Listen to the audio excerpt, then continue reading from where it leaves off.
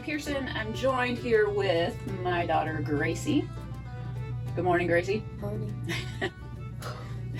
Am I keeping you up? So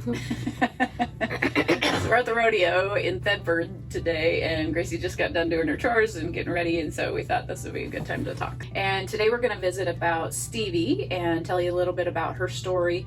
UX Smooth Stevie. Stevie came to us this summer as we were looking for a replacement for Gracie's old horse. We knew our time was limited on Roni, and so we found Stevie. So we put some feelers out there for some good high caliber barrel horses, and we had a friend, Deanne Galeson, that had Stevie for sale. What did you think of Stevie when you first got on her? Thought she was a big girl. She's a very big girl.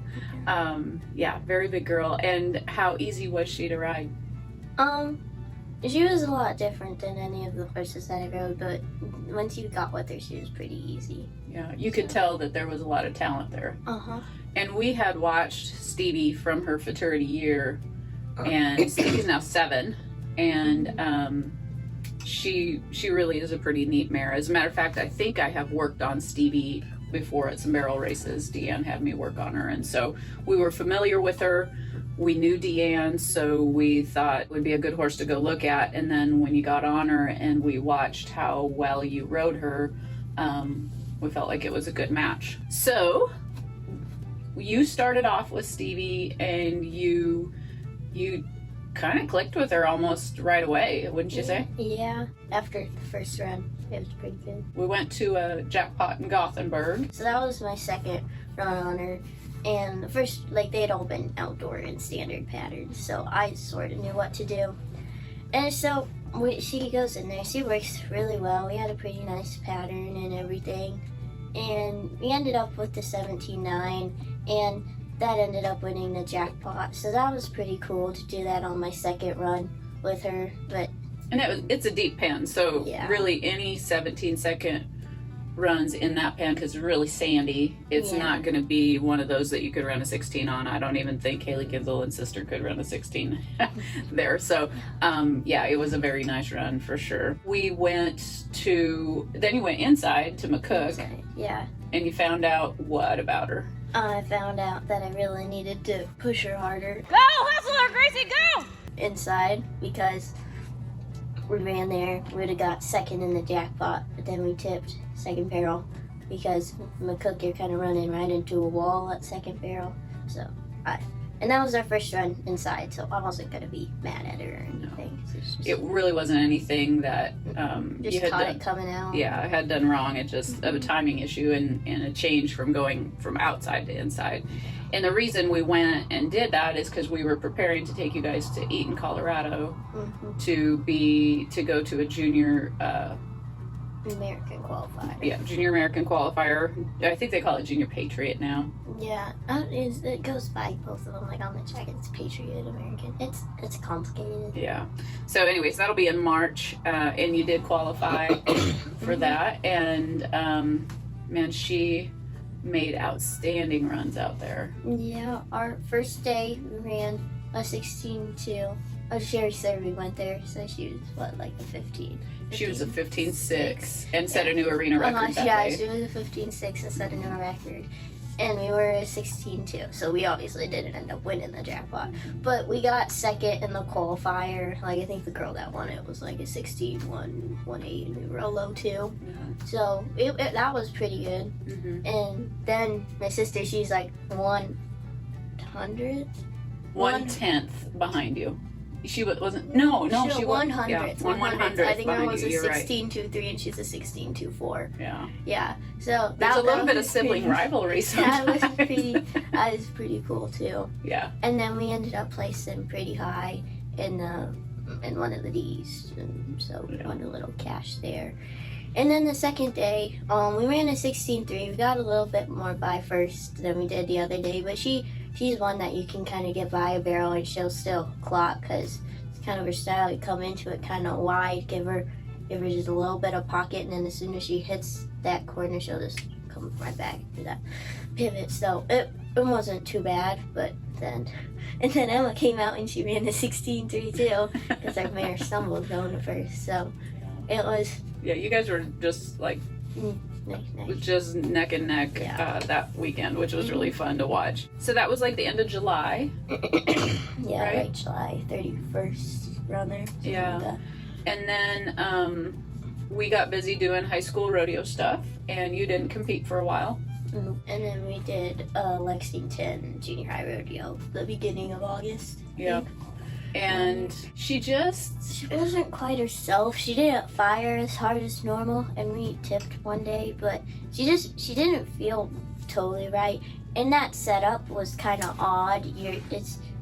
They set up the pattern really close to the gate. They end up having like 100 feet behind third barrel, and so the setup was weird. So it's like, well, did she just not clock because the setup was weird? Or something wrong. So we just kind of attributed to the setup being weird. We did start noticing a little bit of back pain. When you'd brush her, she'd flinch. I was doing a little bit of work on her, and we'd worked on her before the Cornhusker, but it was just really, it was a struggle to get the back pain to resolve. So the other issue that Stevie has going on is she has some pretty significant back pain. You can see as I palpate right through here, her back muscles get tense, and she's that way on the other side as well. Then we went down to McCook. Right. And then, so the first night at McCook, it was just like a jackpot Friday night, get your horses in the arena. And we ran a 15.9 there. It's kind of a deep pen, it's not too bad.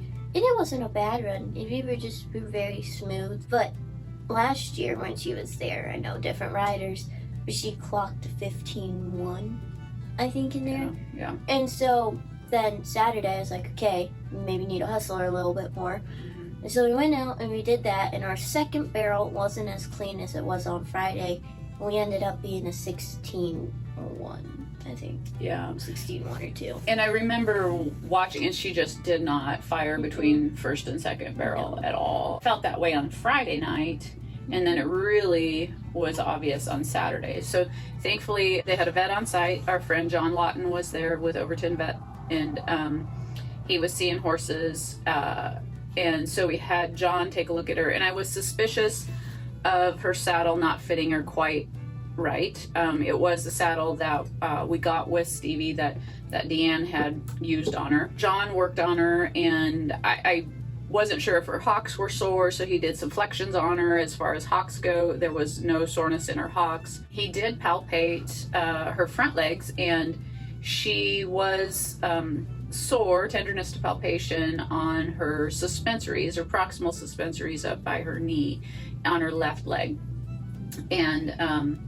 And then also Robbie Phillips' saddlery was there, and he had some trees there, and so I had him take a look at the saddle fit, and what he had determined with the saddle fit was that the tree was bridging, and we're going to do a saddle fit video and series, and so that'll tell you a little bit more about the bridging and what that'll do. But basically her saddle wasn't fitting, and that's why we were struggling with the back pain. You can do all these things to make your horse feel great, but if you don't take away the cause of their pain, they're going to continue to be in pain. So it's really like, peeing in the wind. That week I did therapeutic ultrasound on her suspensory, got to work on her back.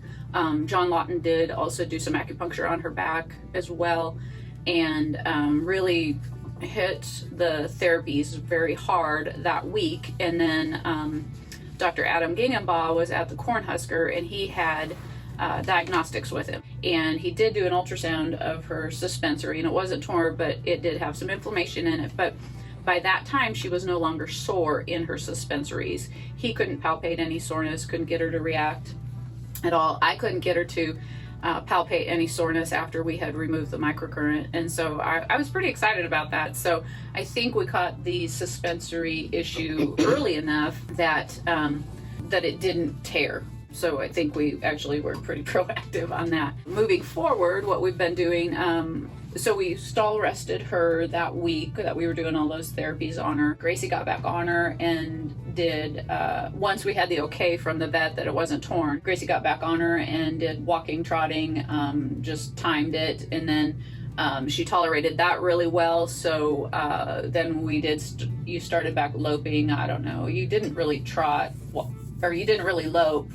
For a long time. For quite a while, but just kind of kept her legged up, and then we just slowly started bringing her back, adding more things, and we palpate that suspensory just to make sure that there were no soreness issues there, and we continue to do therapies on it. We continue to do I did a PEMF treatment on her this past week, and we've done we always mud, and still you'll see some videos after we have brought her back to competition, where we mud her legs afterwards, which is a poultice and cooling clay kind of a thing, which we feel like helps keep the soreness out of there too. So I feel like we're getting her back on track. So after we've done all these therapies, then we last weekend was the Albion Junior High Rodeo. The ground was pretty good, and it was a nice indoor pen, so that was pretty exciting, and it was a good setup. So I knew we had a lot of things working in our favor to do good. And so the first day we went out there, she set pretty hard for first, but I mean, she still got around it, and it was good. We ended up running a 15.5 there. We placed second in the round, so that was pretty good. And then Sunday, I hustled her a little bit more to first, and that really made a difference. We were a 15.2. We got by first a little bit. She had, I don't know what it was, but it's kind of like a stumble or an overreach. So she recovered extremely well, but you can see that there's just one thing where she just got a little bit of a stride by it due to something. And then, so we were in the 15.2. We ended up placing fourth that day. And so then I thought so we were sitting pretty good in the average. And then, go up to the results and found out that I was like 10 results. That I was like 3 or 4 thousandths off of winning the average. Yeah. So, you get reserve champion there. But it was still good. I was really happy with the runs because unlike Lexington and McCook, she had fired extremely well in between the barrels, and she was running good, and she felt good, and everything was just good. And so we really feel like she is feeling a lot better now. Yeah. And the other thing that I forgot to mention about her suspensory issue is the week before Albion, also our horseshoer came, and I was discussing with him that she's had this suspensory soreness. It wasn't a tear, and just some inflammation and soreness. And so we did change her shoeing a little bit as well. We put her in a natural balance shoe, and just to help her break over, so that maybe she wasn't stressing those structures on the backside of her leg. So it really does take a team to keep these horses healthy. We're very thankful we have really good vets that we can have look at them, diagnose them, and then we come up with a therapy plan based off of what they find. And then we have a good rider, a good jockey, and a good farrier. And so really, it is important to have great team members to help you out on this stuff. So yeah, that's where we're at with Stevie. She has this weekend off. So like I said, we're in Thetford at the Junior High Rodeo. And the reason Stevie has this weekend off is because we leave on Monday for the Pink Buckle.